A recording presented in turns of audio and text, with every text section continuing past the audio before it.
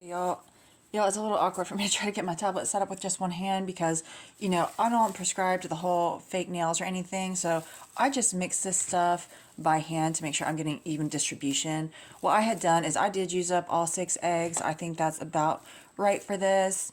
I just broke those over the oats, okay, and then I just dumped the ground beef on top. I had set the ground beef out to start coming towards room temperature when I started sauteing my vegetables, because frankly, when I forget to do that when I'm making my meatballs and the ground beef is just really cold, it's really uncomfortable to be hand mixing it.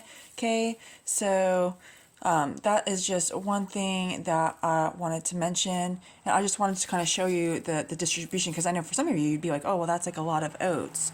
Okay, so I would say that for me, this is good distribution. Now, if I was wanting to do these strictly as a whole meal and maximize my quantity of meatballs while cutting costs, I would probably add more oats and possibly one more egg. Okay, I should have went ahead and chopped up all my vegetables. I have just a little bit that I set back of my chard for my sauce later. Okay, I don't know if I'm going to do a video for the sauce, but if you guys like making bolognese sauce or having spaghetti and meatballs, okay, you really need some aged balsamic vinegar if you can afford it, and add a splash of that to your sauce, okay, and cook it down just a little. Some Parmesan or Reggiano, some aged Parmesan, fresh grated over top, just a little bit. Some of those things cost a little bit more money, but you don't necessarily use a whole lot of them, and they can really take something up to the next level.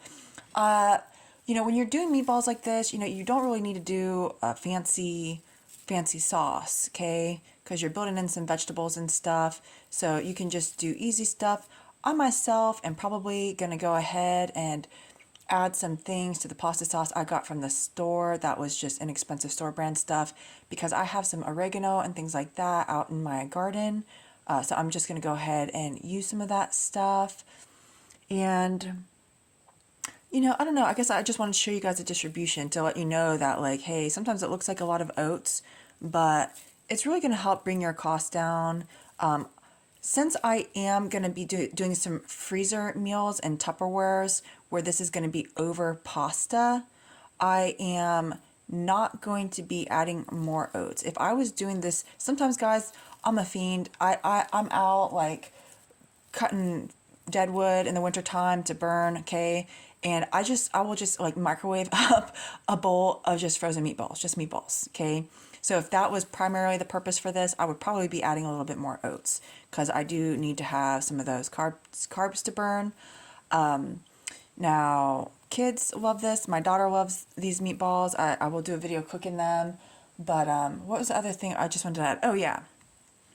So the other thing that is great about the oats for the carbs, building in some carbs into the oats, okay, is that it doesn't have, they're generally not going to be brominated, whereas all that pasta, okay, that you're buying from the grocery store is generally all brominated. Okay, and if you look up bromide dominance theory, that's not just a theory. The bromides and also like the fluorides in the water and stuff, they bump your iodine off the iodine receptors and can cause severe endocrine dysfunction. They can accumulate and cause severe poisoning that is generally goes completely undiagnosed all the time. Okay, so another thing that you can do when you're doing pastas with sauce that I do, and again, boron is something that has to be bound to something else. So I use sodium borate, which I get out of the 20 Mules borax box.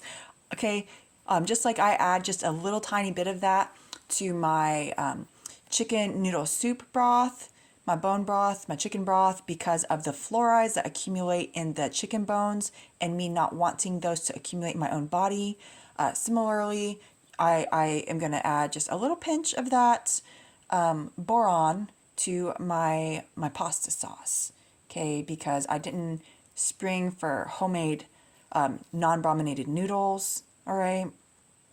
So anyways, I got to roll these up into balls. You can also do this for burger patties. Now, I don't know, I never actually really saw a recipe for the pizza meatballs, but the place that I got the idea from is this like drive-in restaurant, kind of like an A&W, where you pull up and they put the trays of the burgers and stuff off of the side of your car window.